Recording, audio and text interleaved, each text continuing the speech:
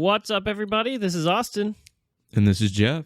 And welcome back to another episode of the Bicknell and Shea podcast. Another wonderful, wonderful episode. We promised you on Wednesday. We said we'd be here on Sunday. And by God damn it, we're here on Saturday, boy. Making sure we're ready for Sunday. We're pre-recording this bitch.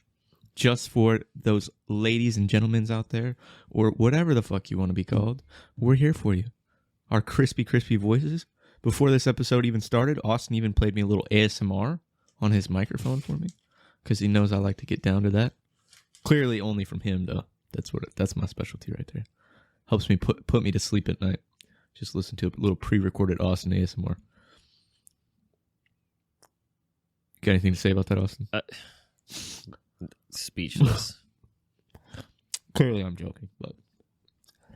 Anyways, you got anything you want to say before we hop in this bad boy? No? All right. If you're trying to lead me into something, you got to lead me a little more directly. No, I'm not leading you anywhere. Okay. I just like to check with you before I hop in if you got any random bullshit. Nope. Or anything like any sometimes there's just that momentous podcast the preamble content. Yeah, that little preamble that we got going on about cookies. Have you ever had one of these Lenny and Larry cookies, dude? Oh, yeah. They're fucking horrifying. I hate them. They're fucking... Okay. I'm going to be honest with you. First time I ate one, I thought it was fucking dog shit. Because they're like super thick. They're almost like a meal within their own. Let me just show this to the camera for anybody that doesn't know. So Lenny's and Larry's cookie. Dude's hair kind of looks like your beard a little bit.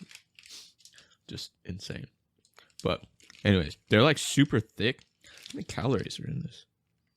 It's got to be like 500 calories in this. I don't know. 420. How fucking awesome is that? 420 calories. All right. I love the cookies. Fuck it. Let's get into this episode. I don't have anything else to say. All right. So this week's BS, boys and girls. Starting off with Mattress Mac. Austin, do you know who the fuck Mattress Mac is? No. Oh. All right. His name is Jim Mackingvale. And Jim Mackingvale comes from Texas. He's like this old man now.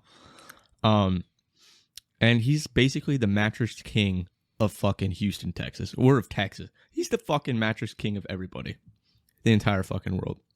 So, Mattress Mac, with his last $5,000, bought a mattress inventory and slept in the warehouse because he couldn't afford people to steal his fucking mattresses, because that was like the last of his inventory.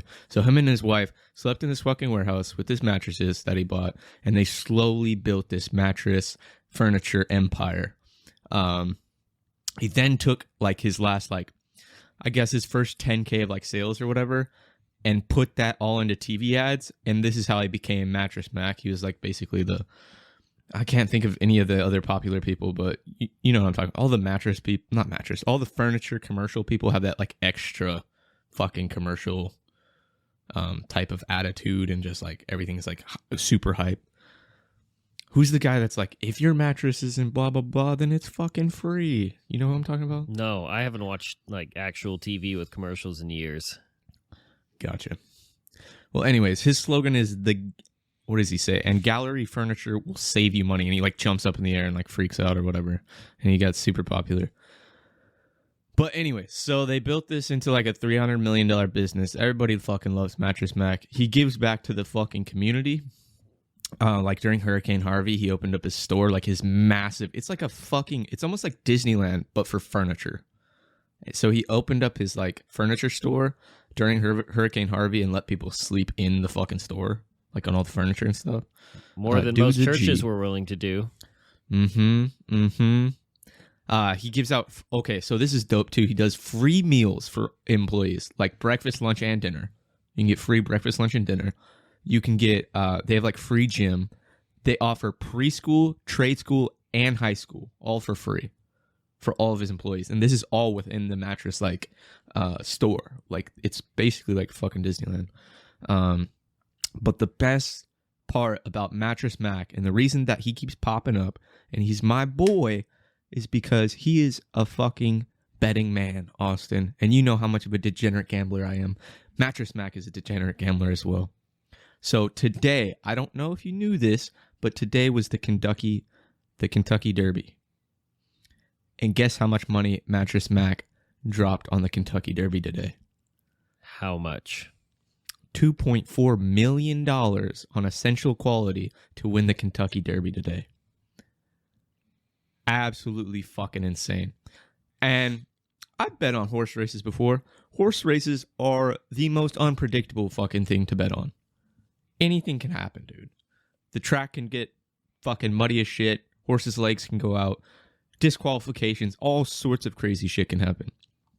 So Mattress Mac dropped $2.4 million on essential quality. I don't believe essential quality won. He was pretty close. I think he chose... So the amount of money he dropped on essential quality to win moved the betting line. So it was a 3-1. So like basically you bet 100, you win 300. So after he placed his bet, it moved from a 3-1 bet to a 2-1 bet. So that's fucking absolutely insane. So he lost today, but he has had some astronomical bets in the past as well. He put when the Astros were in the World Series in 2019, he won about $6.2 million betting on the Astros like throughout the playoff process. But he also ended up losing like 13 million. So, but they asked him, he's like, would you do this again? He's like, absolutely. I love this. I love this shit. But the coolest one that I've seen so far was he bet 3.46 million on the Bucks to win the Super Bowl when everybody else was betting on the fucking, Patty Mahomes and the fucking, dude, why am I drawing a blank right now? But they were all betting on Patty Mahomes to win, and fucking Tom fucking Brady came in clutch, and he won a shit ton of money. But what he did was leading up to the Super Bowl, right? He basically was running this like super ad to where if you were spending $3,000 or more on a new mattress leading up to the Super Bowl, if his bet won, that he would give you your money back for what you paid for your mattress. So he gave thousands and thousands of dollars back to people that bought mattresses at his store. So that is Mattress Mac. He's a fucking G, and he's super old now. I mean, he's like in his 70s or 80s, and just still running the shit, dude. Absolute gangster. But, that really does, stay in line with the mantra of everything's bigger in Texas, including the fucking mattress stores and the betting or gambling addictions. Very true. What is it about like mattress people, like mattress stores and furniture stores? I feel like there's always something shady going on. It just always feels like a front for something. You know what I mean? Because selling furniture is not that exciting? I guess so. But all right, so that was the first addition to this week's BS. And then number 2, I know you're not really into sports, but this weekend we had the NFL draft, and the last pick in the draft, I don't know if you know this, so there's 7 rounds. There's the 259th pick, and this person is labeled Mr. Irrelevant, whoever gets picked last, which seems super fucked up to me. So there's 32 football teams.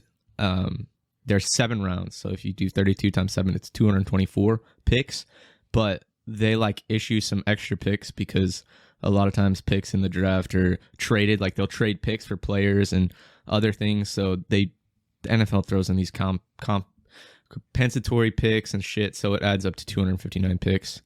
But anyways, the first Mr. Irrelevant was in 1976, and I guess it turned into this whole ordeal where I guess this former NFL receiver, Paul Satata,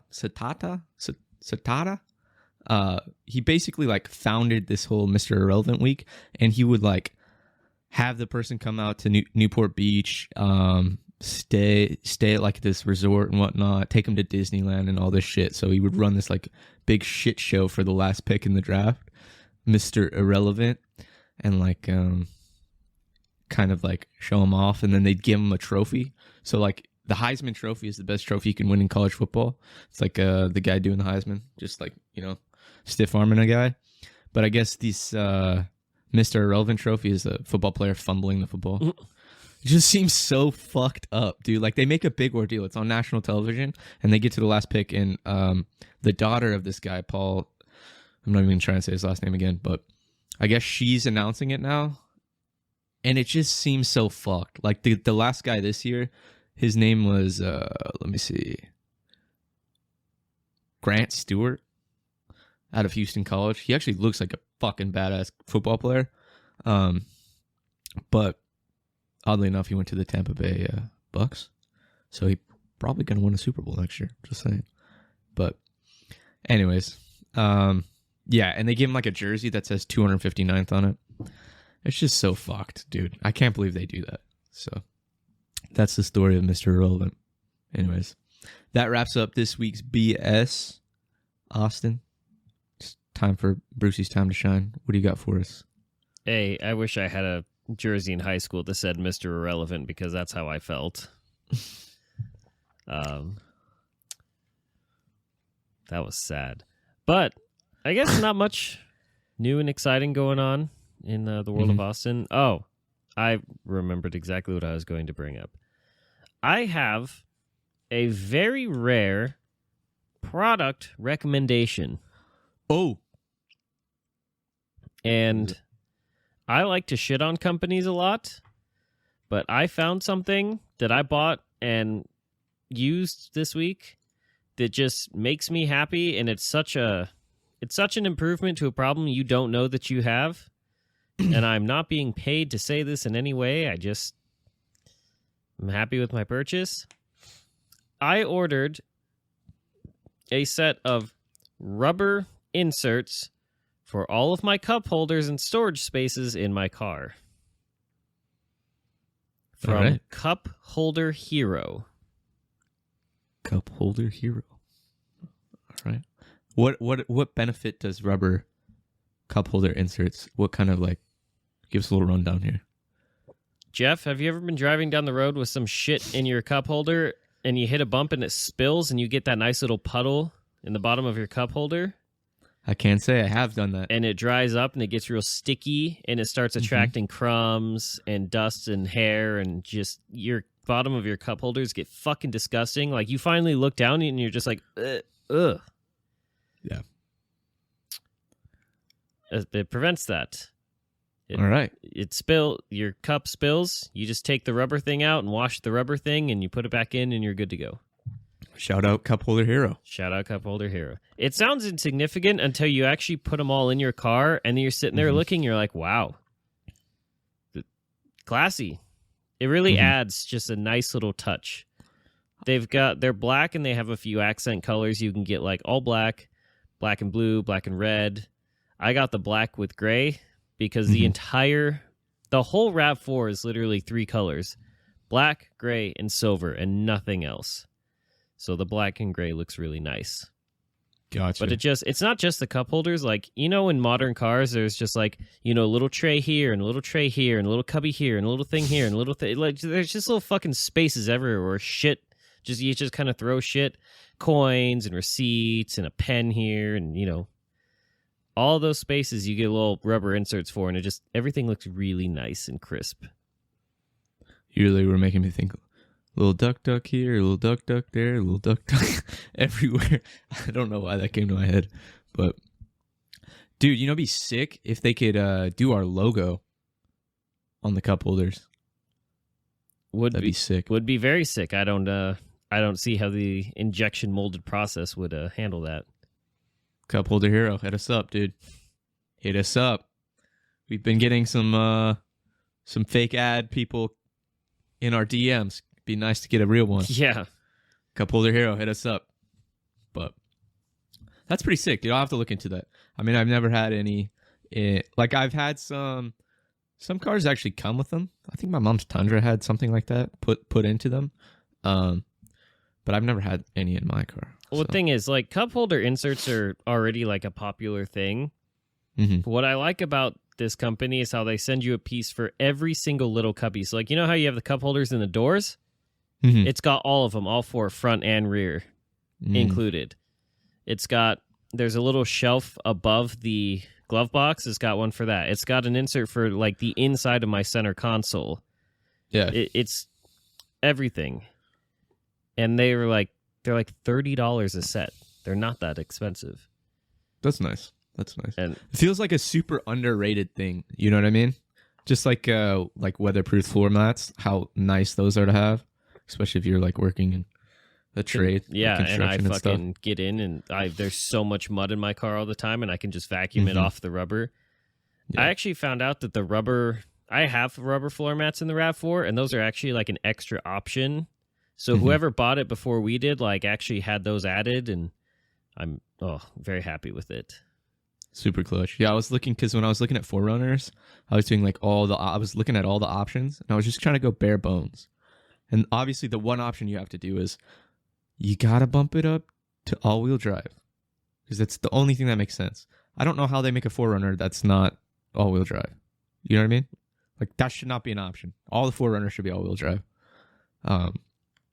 But so there's that option. And then the only other thing that I'd put in were those fucking weatherproof floor mats. I don't know if I'd get the one for the back because honestly, I don't know if I'd really ever throw anything. I don't know. I'd probably wouldn't get something for like the backpack until I really needed it. But trust me, it's nice to have because I have the rubber floor mats in the front, rear, and the cargo area. I actually really want to get the WeatherTech ones, like where's those very like custom molded trays.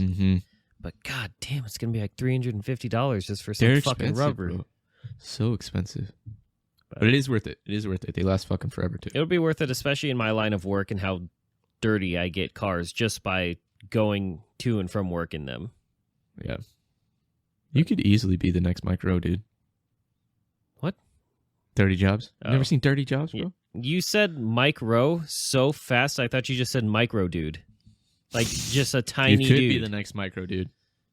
Invent shrinking technology. I'll take Dude, the I'm plunge. already thinking about how I'm going to clip this and make your head smaller or something like that. Wonderful. But anyways, let's push on to this week's topic. This is actually what we were going to talk about last week, but then we had that fucking exhilarating UFC. So today, as promised, we are talking about what we would do if we won the fucking lottery.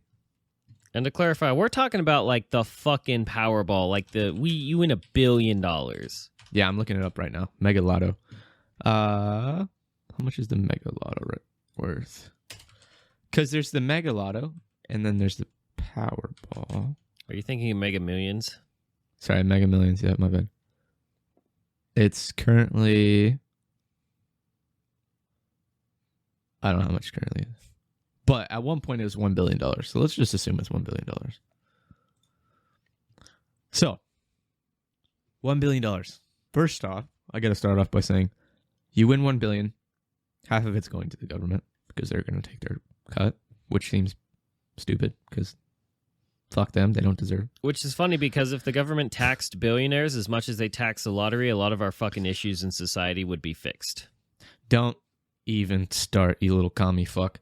Okay, so you know what's odd? It's not odd, but if you think about it, the government is undefeated when it comes to winning the lottery because every time somebody wins, they fucking win. But anyways, let's move on. So half of that's going away. So $500 million. Where do you start, Austin? I feel like this is Who Wants to Be a Millionaire? Well, bum, bum, bum. I fucking pay off my debt, which I have been diligently paying for a few years now. Mm-hmm. But to just be able to wipe that clean would be very, very nice. That would be nice. Pay off the cars, obviously. And then I go fucking shopping for a nice plot of land. Actually, I've been driving by a place that has land for sale. They're in like 5-acre parcels. I'd walk around and pick out exactly which parcel I wanted, contact the fucking one of the really fancy home builders in the area, and fucking get to work building a dream home. How big are we talking? Big. 5,000 square feet, probably. Oh, yeah. You know, not a crazy mansion, but way bigger than I need or deserve. Yes. Like something you can kind of get lost in a little bit. Just but a it's little. Nice. Yeah. How many bedrooms are we talking?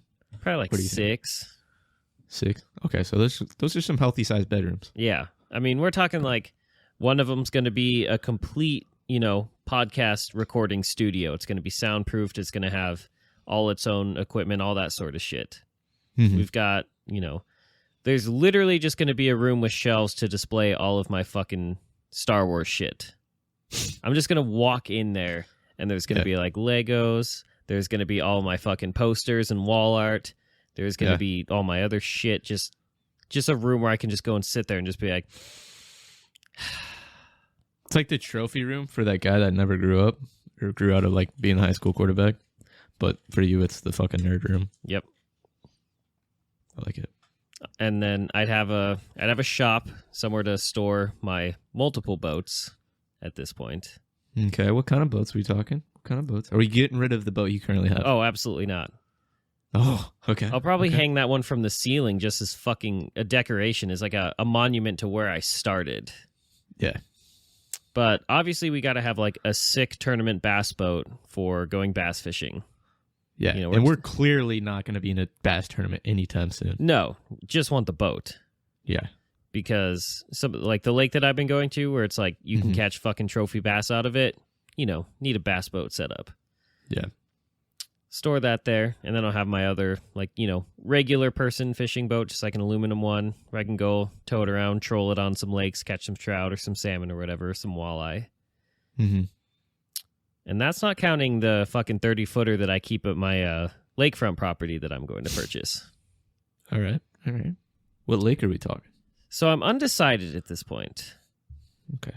I'm glad that you've thought about this, so continue. It's what keeps me up at night. What am I going to do when I finally strike it rich for the lottery I've never played? Mm-hmm. There's 2 lakes up in northern Idaho that are just fucking like crown jewels. Obviously, Lake Coeur d'Alene, which is like half hour from where I live, it's too touristy. It's too like too many people live there. It's right off the freeway, so lots of people are there. It's busy. The 2 lakes I'm thinking of are either Priest Lake or Lake Pend Oreille. Okay. Now, I've been to both of these lakes. Priest Lake is they literally call it the gem of Idaho or some shit like that. It's beautiful. It's excellent fishing. It's a lot of fun in the summer. There are resorts and everything. People go up there. There's not a rock in the entire bottom of the fucking lake, so you can't get snagged on shit when you're fishing. Mm-hmm. But it's very pretty. But it's a little far from everything. Mm-hmm. Lake Pend Oreille, on the other hand, now my family has, like my extended family, has a cabin on the river that comes out of Lake Pend Oreille. Again, it's very busy. It's fairly well developed around, but there are a lot of houses. I've looked at like the houses for sale up there. I mean, there's like $20 million like compounds with underground tunnels and just insane shit up there. Like it's a rich people's playground. But, I'll figure out one, get a nice lake cabin up there, have a dock, store my fucking 30-foot awesome boat. What kind of boat are we talking on that 30-footer? Like I believe a Duckworth. Okay. They run about $250,000. I'll look at it up.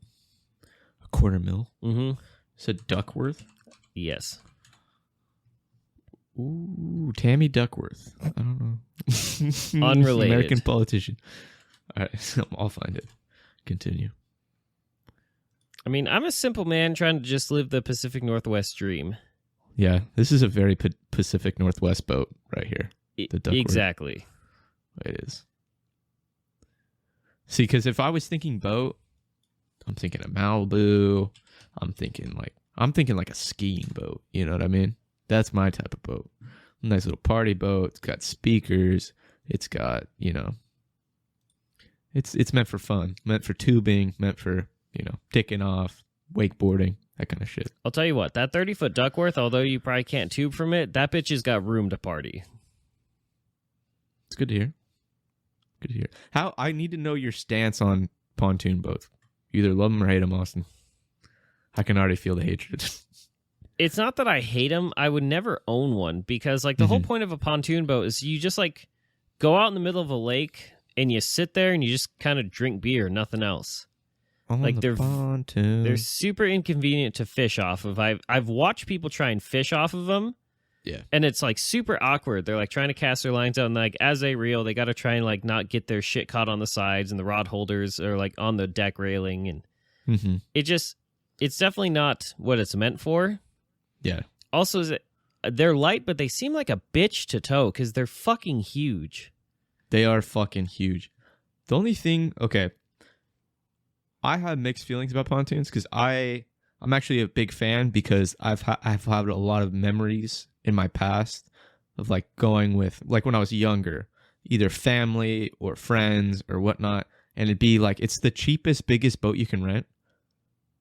So it's like, hey, we're going on the lake. It's the cheapest, biggest boat we can rent, and we can have fun. We can do tubing. We can go fishing. We can do everything on this boat, and everybody can fit. So that's the only reason I'm like a big fan of pontoon boats. It's not necessarily for like the partying, like, yeah, let's get a bunch of bitches and a bunch of our friends and a bunch of beer and a bunch of fucking everything and just go party and be annoying and loud. Like Havasu every fucking spring break. It's more of like hey, we can get all of our family on here if you know, and when you're at the lake, it's always like there's some kids that like, you know, their parents don't have the money to rent a boat or like, you know what I mean? And they're just chilling at the like edge of the lake, and it's like, okay, we got a fucking pontoon. You want to go? You want to go? Like everyone can go. And it's just a fun time. So it's my only aspect on pontoons. Yeah, I just don't have many people to party with on a pontoon. Hey, man, you and I can run that thing to the fucking ground. What I think is a funny, like an ironic thing about pontoon boats is like they're always the biggest boat out on the lake, but you always see them kicking around with like a 40 or 60 horsepower motor, at least the ones around here. Yeah. And they just kind of barely putt along. And then you'll see that guy in his fucking tournament bass boat with a 250 horsepower motor just fucking plowing, looking like he's going to take flight because he's just got to get to his fishing spot that quickly. It's very funny to see. Just like tiny boat go fast and big boat just chug along. Yeah. All right, let's swerve back in. Let's see. Pontoon. We were talking about pontoons. Okay, you got your boat. You got your Duckworth. All right. You're still deciding on which lake you're going to go to. Honestly, it sounds like you're not going to go with the one in Idaho. I'm just being honest here. They're both in Idaho. Are they really? Yeah. Are the best lakes in Idaho? Or at least the closest ones? The three biggest lakes that are near to me that are actually like fun lakes are in Idaho. Priest Lake, Pondere Lake, and Lake Coeur d'Alene. Yeah. Like Washington, we have a shitload of lakes. Yeah. But none of them that are close to me are very big. And a lot of them are just like out in the middle of like the scab lands is what they call them. Yeah. It's just kind of like almost desert, but not quite. Gotcha. All right. So you got your massive fucking house. You paid off your debt. Dude, come on. You're getting a Defender. Let's figure this out already. Obviously, okay? I'm getting a Defender. That's probably my daily driver. The Defender? Mm-hmm. Okay. Big, super comfortable, fast if I want it to be, but just big, cushy, SUV. Yeah. And then, obviously, just because I want one, and I think it'd be fun, especially in the wintertime, a really nice built-up WRX STI. That would be nice. Nothing crazy expensive, but I just want one to be that guy in the wintertime that you see in the, middle of a snowy parking lot, just fucking Tokyo drifting all over the place. Yeah. That would be pretty tight. That's, In terms of supercars, I don't take a lot of interest in supercars, but one of them that's absolutely stuck with me for a long time, and they don't make it anymore, so I'd have to find a really nice used one, is the Porsche 918 Spyder. How you fucking bitch. That's my car, dude.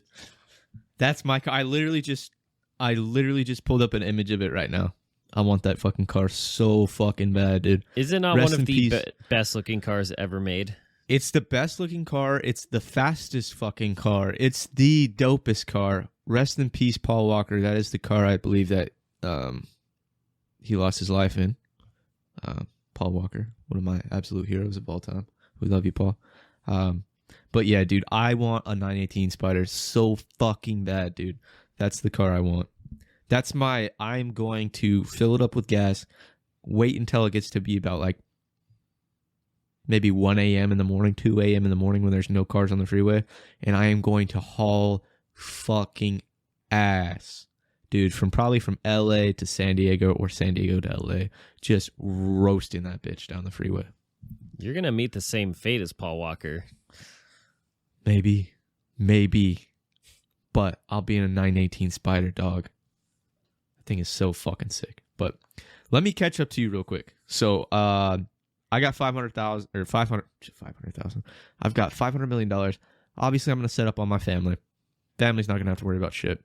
I have to shout out my uncle. My uncle literally buys lotto tickets, and he has it written down on paper, like how he's going to set up each family member, how he's going to spend the money. He's always talking about, we're going to go to like car auctions. He's going to take me to Formula One races. We're going to go to Monaco. We're going to do all this crazy shit. So I'm going to deck my fucking uncle out. He's going to get dope ass fucking old school cars. Take him all the Formula, whatever the fuck he wants. He's getting fucking pampered. All my family's set. So obviously family set after, of course, my debt's paid off from school. Honestly though, just having that money is gonna be so sick, dude. I want to have a house. I'm not gonna buy a mansion or anything like that. I think I'm just gonna buy a couple of small houses. Like when I say small, like decent sized houses in a couple different places. So I'm gonna get one in Washington. Here in Cali is probably gonna be my biggest house. I'll probably grab one out in Utah too. You know, dick around with Shane. And then Mexico, of course. Austin's gonna come down and hang out with me in Mexico. But yeah, dude, I just want to have like a places all around, and I'm just gonna give a key to like, I'm gonna give a key to my sisters, give a key to my uncle, like give keys to like, you know, family members to be like, hey, you know, if you need to fucking house to stay in, or you're traveling, or you want to go somewhere, like here, we've got a house here, we got a house here, we got a house here, whatever, dude, you know what I mean? So that'll be tight.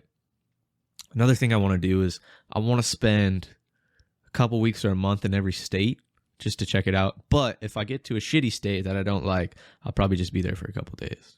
So I do want to do that. Say I've lived in each 50 state. Obviously, I want to keep podcasting. I would keep podcasting if, you know, that's something I enjoy. Even if I had like $1 trillion, that's something I enjoy doing. Well, you could also pay people to do the bitch work for you as well. That is true. All the time-consuming stuff. You can just be the talent. Yeah, that's true. But there is something behind that, you know, doing the bitch work, you know, editing the audio, editing the video, editing, you know what I mean? It's like there's something behind it. You're like, you know, like when you put out the audio, you're like, I put that shit together. You know what I mean? Like you did all the research in getting this, like, the top of the line shit. You know what I mean? Our headphones, you did all the research and you found which headphones we should get. You did the research, you found out what fucking mic we should get, what boom arm we should get. You know, we kind of like escalated through, you know, different phases. And it's just like, it's nice to be like, you know what, I put in the time and the effort and I've got to this point. Versus like, you know, if we just had thousands of dollars, we could have just been like, all right, you know, I'm just going to give you this money, figure it out, you know, get us set up, and like just us, if we were just here and we had Shure mic, like the best setup of all time, like from the jump, I feel like the podcast wouldn't have, like, you know, it doesn't have that sweet touch to it. Our whole operation is very grassroots. This is true. Very true. But where was I going? Obviously, I'm going to buy a 918 Spider. This is hard to say, bro, but I don't know if I'm going to get a Defender, because if I have mad racks, I'm probably going to get a G-Wagon, because I've always wanted a G-Wagon, and it's really hard for me not to buy a G-Wagon. But if I have $500 million, I'll probably buy a G-Wagon and a fucking Defender, because I can. I was going to say, there's nothing from stopping you from owning both. Yeah. You could literally own both, determine which one you like more, and then just throw the other one away like they do in fucking Dubai. They fucking, their car will run out of gas, fucking Ferrari, Lamborghini, whatever, they'll just leave it on the side of the road, go buy a new one. That's psychotic. Absolutely psychotic. Obviously, we need to go to the next UFC and have box tickets. That's clear. Very clear to me. We might have to go to multiple UFCs a year. Yeah, no shit. Maybe like once a month or something like that. Or just choose the cards that we want to go to. That'd be fucking tight. That'd be cool. Maybe being an investor in UFC. Yeah, now that they've had their IPO. Oh, have they really?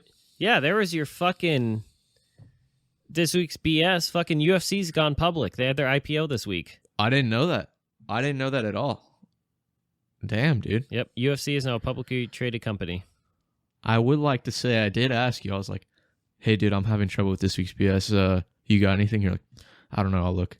You could have fucking told me. Well, at least I brought it up now and not after the podcast is over. Yeah, that's true. UFC IPO. I didn't even know that. Wow. It literally happened, and like Dana White tweeted about it, and then it went crazy. Like I didn't see any lead up to it. Interesting. Huh. Strange. Yeah. Obviously, I want to give back, bro. I definitely want to give back. I almost want to like take a city like Detroit or someplace in maybe Chicago, Detroit or Chicago, and just be like, you know what? I'm gonna turn this place around. You know what I mean? Just like completely turn this fucking place around. I think you need more like 500 billion, not 500 million. This is true, but I could like, I'm gonna take my 500 mil, and I'm gonna make it obviously more and more and more. Like I'm gonna invest. I'm gonna do this. I'm gonna do that. Like I still have a plan to. I don't want to just be satisfied with 500 million, and then when it runs out, it runs out.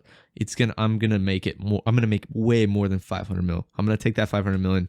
I'll turn it into $1 billion. I'll turn it into 10 billion. Like it's gonna happen. And then I'm gonna take that money. I'm gonna take Detroit. I'm gonna take Chicago, dude, and I'm gonna revamp them. I'm gonna revamp them, dude. We're gonna make it happen. Did I send you that thing on fucking IG? It was that video of the guy's like, me moving to Gotham City after I get out of college because I have no fucking money. No. And it's like the Joker and the Batman. They're like fucking with each other. They're like, one's like shooting a gun and the other's like, the Joker's like, you'll never catch me, Batman.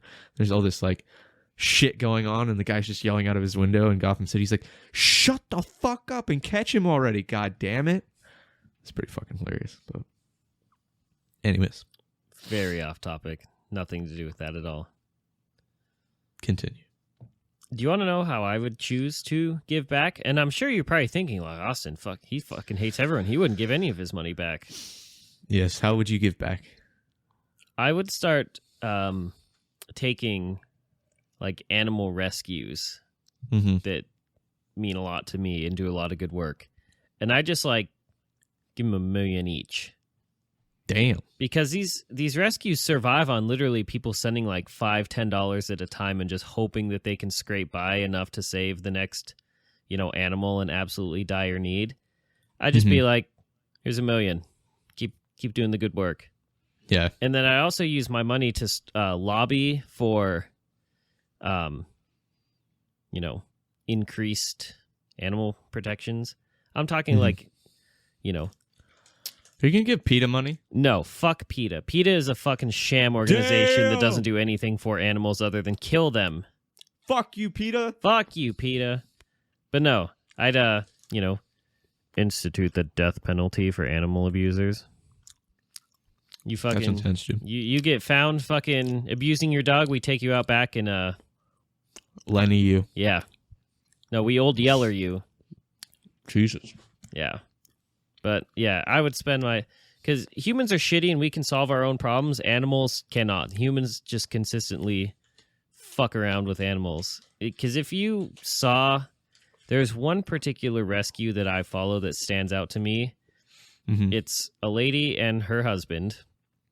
And then she has, a network of like friends and like vet clinics and stuff. And she gets a lot of animals out of Mexico.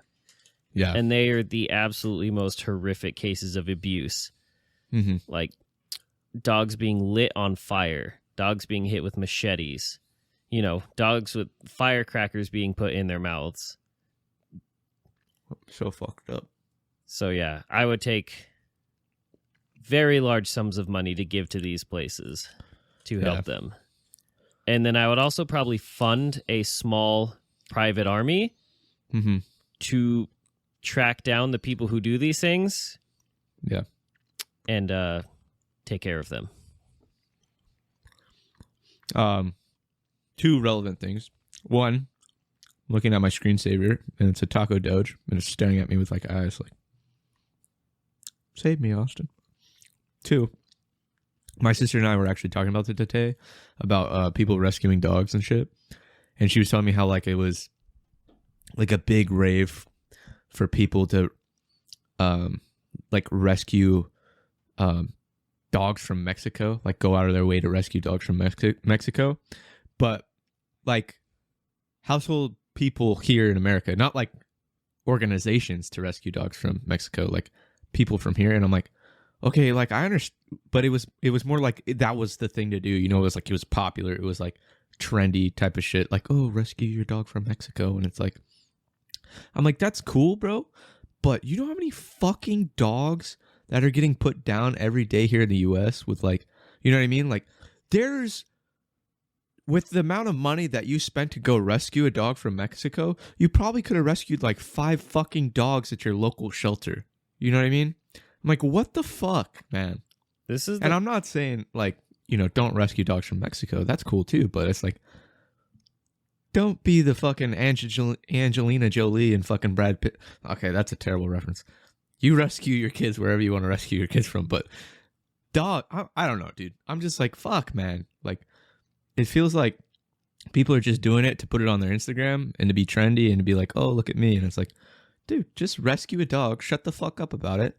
If you're going to spread word, like spread, good awareness that there's dogs in need at your local shelter. So well, that's exactly what it is. It's performative. Mm-hmm. It's just like people making YouTube videos of giving money to homeless people. Mm-hmm. They're not doing it to be good people. They're doing it to show everyone else, oh, look at me. Look how good of a person I am to go out and make sure that I have a camera crew to film me doing nice things so you all can see it. They don't give a shit. It's all for clout, as they say right now. Yeah. And their thing, like, they'll be like, no, I'm just filming it so other people can see, and then they'll be inspired to do good shit. It's like, yeah, whatever, dude. But fuck, I was gonna say something. I totally forgot.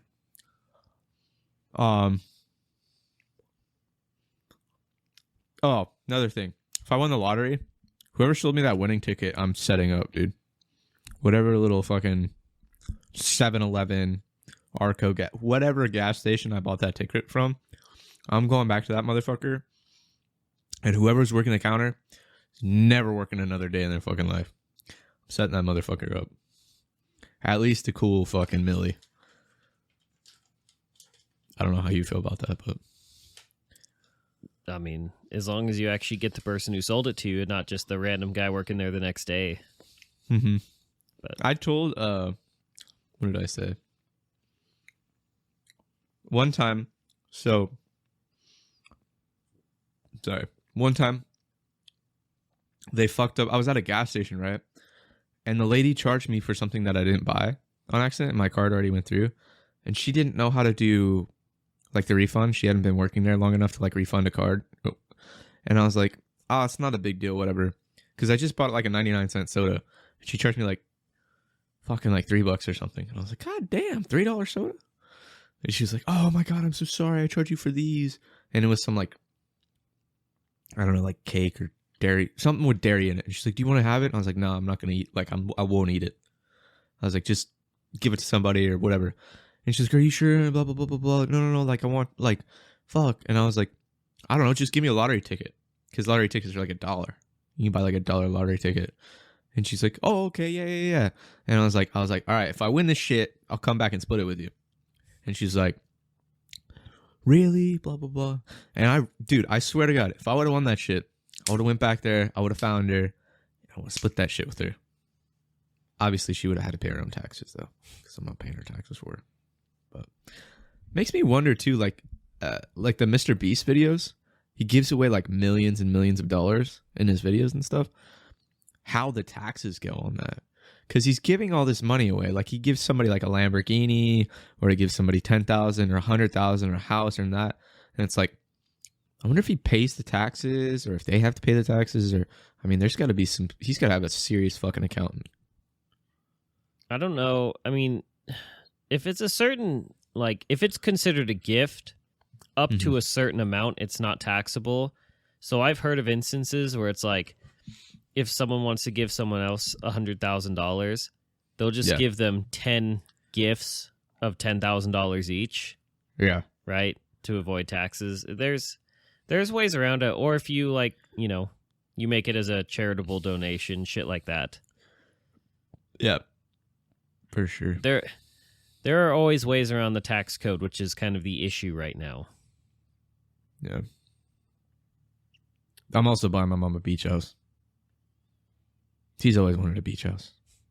I'm going to buy her a beach house. A big one. And probably a BMW. Really nice one. You know what winning the lottery would allow me to finally be able to do? What? Fucking travel. Go see the places in the world that I want to see. My wife and I want to go to Japan very, very bad. And we're going to be lucky if we can even, like, save up enough to get 7 days out of a trip. Yeah. And 7 days is not a lot of time to actually see Japan, right? Mm-hmm. If I were to win the lottery, we would just fucking pack up and head over there for, like, just 2 months. I would hire, like, a professional translator / guide, you know, guide us around, help us out so we wouldn't be the fucking helpless tourists, and just have the time of our lives, see everything we want to. That would be nice. And then I also very much like to visit Ireland and Germany as well. Your homeland. My home, Ireland. Guten Tag. Shut the fuck up. I want to go to, I mean, honestly, the places on your list are, like, lower on my list. Like, Japan, I don't know. I do want to see it, but it's not, like, highest on my list. Germany, do want to go to Germany. Ireland, I could give or take on Ireland, to be honest. Sorry, Irish people, whoever's listening. I do want to come see you. It's not the highest on my list. I've heard that Ireland is both the most beautiful and has the nicest people in all of Europe. That's cool. What I've heard. I really want to go see, like, Spain, Italy, fucking, I don't know if I need to go to Paris again, to be honest.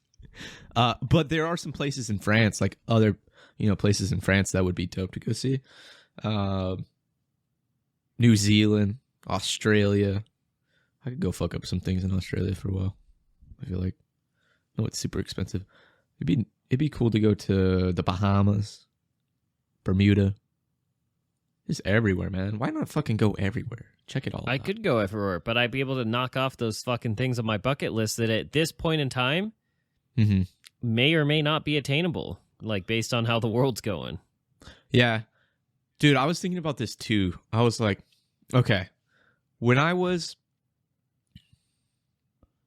a while back, when I was not in, like, the best frame of mind, like, I was not, like, I was, like, super depressed and stuff. I was like, you know what? I'm going to live to be, like, 97 years old, 99 years old, because I'm, like, not happy in life. You know what I mean? Like, when you're in the dumps, you're like, I'm just going to be like this forever, and I'm never going to die. I'm just going to be, like, in a negative attitude. Now, I'm like, I have so much shit I want to do, and, like, I just feel like, I'm not going to make it out of my fucking 30s, bro. You know what I mean? I just feel like it's just like, my time's so fucking limited now. I just feel so limited. I have to go get it right now, bro. And it's like, I know everybody says patience, you know, patience is key and shit. But I'm like, dude, I need to go get this shit now, bro. And I really need to start limiting the things I do because I feel like I'm starting to go into that jack of all trades categories. I know I've talked about this before, to where I want to do everything and then I don't specialize in anything and become the best at anything because I want to do everything. But I need to start cutting things down a little bit and really just fucking hone in on some things. So, but yeah, dude. I feel like I don't know, dude. Sometimes late at night, I'm just like, I'm sleeping and I'm like, dude, 10 years from now, I'll be 35. I'm like, 10 fucking years, dude. I'm not even gonna make 10 fucking years, bro. That's like, it's a long time, but it is a short time. I don't know. You fucking better live till you're fucking 99 because it's really hard to make friends as an adult. That is true, dude. I feel like I've made more friends. I get not friends, but I've made more human connections since I've started working at Starbucks than I have in 2 years, easily. You know what I mean? Once you leave school, that's it. Like school, you're forced to talk to people and make connections with people all the time. And it's like after you're out of high school or college and you're not going back to school, you're not forced to like go meet people and do this and do that. Like you've got your family, and you've got work. Other than that, and then with COVID, dude, you don't party, you don't go to bars, you don't do that shit. Not that we did that originally, but yeah. And then I got other friends out there that I want to go see again. You know, I have plenty of friends, you know, from college or high school that I, you know, really enjoy and like talking to and shit. But it's like, I don't know, dude. I've got so much stuff I want to do. So. I've drifted apart from just about everyone except for you, so. It's good. It's good for you. I'm good for you. Oh, dude, I've got my fucking right ear's ringing right now. I don't know why. But, all right, where are we at in this podcast? The very depressing ending. This is a very, all right, 500 milli. I'm taking 200. The last piece that I'm doing, I'm probably going to make a gambling fund. Probably going to go put it all in red. If I win it, I'll just fucking put it all in red again and see where it goes. There's probably going to be a large gambling fund. But anyways, all right. That wraps up this week's topic. Let's push on to half price life advice, and then we'll wrap this bad boy up. All right, let me pull it up. Okay, so one of these days I'm gonna have to let you choose the half price life advice, so maybe you can be less angry. Also, I've decided I'm going to answer first this week, to maybe like slow your roll a little bit, so you're not like just out the gate angry as fuck. So I'm gonna read it, and then I'm gonna answer first, and then you can come up and you can just close out the episode this time. All right. I'll make mine a little quicker than you normally make yours because you get a little long-winded. Okay, so this week comes from Teddy in Wyoming. He's 14 years old. I'm starting to make that like a fucking thing where they have to tell us their fucking age. So Teddy from Wyoming, he's 14 years old. He said, this is like a really 14-year-old type of question. Teddy, we love you, bro. Keep listening. Like and subscribe. How do people like my brother and friends get so much money? And none of us can get jobs. Well, it's kind of hard to get a job when you're 14. Like recently, my brother got a new monitor and custom keyboard, and friend got AirPods and shit. God, I love him already by saying AirPods and shit. But they're never out doing stuff, and I have no idea where they get their money. And I'm 99% sure they're not selling drugs or anything. It's not like every person can sell crack.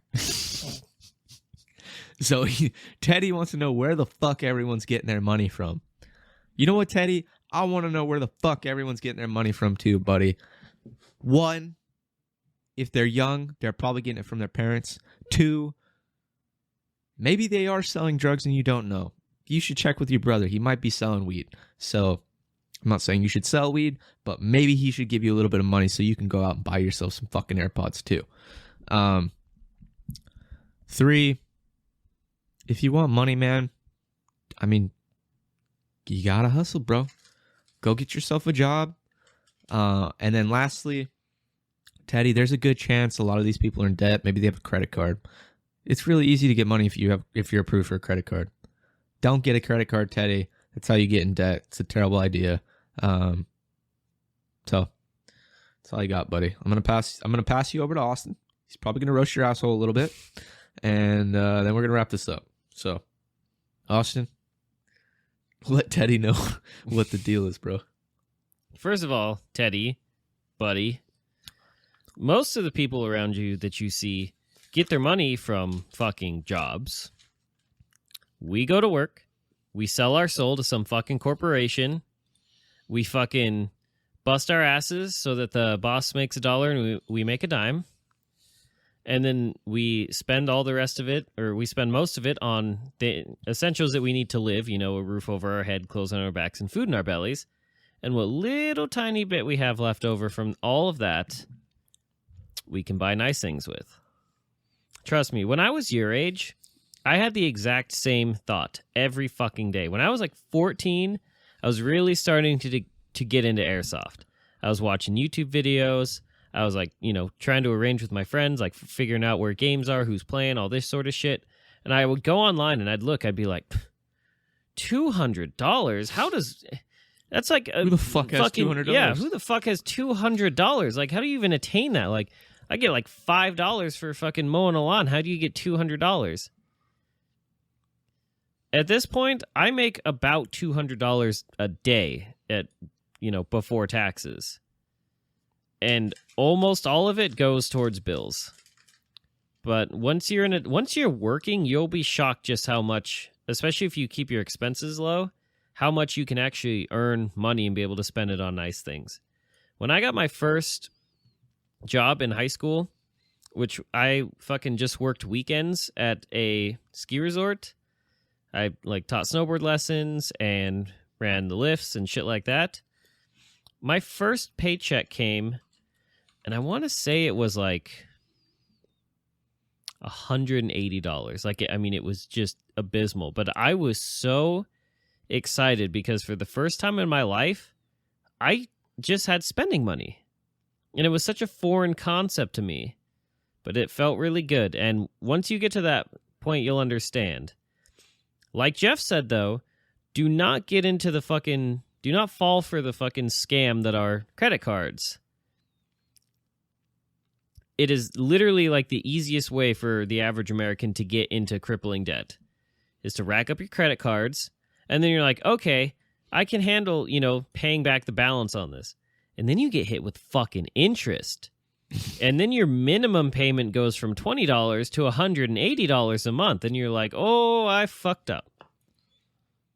But yeah, you're at the age right now, you don't need to be worrying about buying all this fancy shit. You don't need your fucking Instagram clout. You don't need to be the cool kid on the fucking, you know, in the schoolyard with your AirPods. Fucking worry about getting a good education so that you can get a good job, so that all the money you make, you actually have a bunch left over to spend, and then you'll feel really good as an adult. That's all there is to it. Austin with the quality life advice. This was not half price. This was full price life advice this week, dude. All of my advice is fucking full price. It's Very just debatable. usually angry. Very debatable. But anyways, I feel like Teddy's pretty set now. Teddy, keep sending us shit. Maybe we'll answer some more questions. It's kind of nice to skew off, like, you know, try and work through the different types of people. I don't know. The different types of questions and the different people throughout the states and shit. It's interesting to see, you know, answer different questions. So we appreciate you, Teddy. Thanks for sending that shit in. And anyways, catch us on Raw Dog Wednesday, everybody. Every Wednesday, every Sunday, we drop a new episode. It's that fire. Downloads are going up. Yeah, Jeff quit his job for all of you. Yeah, I quit my fucking job for all you people. Keep downloading. Keep listening. Our downloads are up exponentially, so we do very much appreciate that. It literally happened on 420, so we definitely struck a nerve when we posted our 420 thing because all of a sudden you started listening again. Mm-hmm. I do have to apologize for TikTok. I posted our second TikTok, and it's got like 1,000 views and a bunch of likes, and it's like blew up pretty quick, so that was kind of cool. You know what I can't wait for? What? Us getting TikTok famous? No, when people start like sending us fucking hate mail comments, and I just get to respond and be like, You should have been swallowed. Just fucking roast people. Because genuinely, your shitty opinions of me do not bother me. I talked about this on our last fucking Half Price Life Advice. None of your shit opinions of me matter. None of you even exist in my worldview. So go ahead, send the fucking hate mail. I'm just gonna clap back. But I do love you. I will let Austin roast the haters. Austin will be roasting haters. Okay. I will go to your profile and I'll find all the things that you're insecure about, that you bitch about on your throwaway TikTok that you don't think any of your friends know about, and I'm going to take all those insecurities and fucking roast you. When we have our $500 million, we're going to get Snowden to hack your account. We're going to find every little piece of information about you. We're going to use it against you, so be very careful. Just kidding. But anyways, all right. Wrapping up this episode. Catch us on Raw Dog Wednesday. Love you guys. Deuces. We outie. Later, everybody.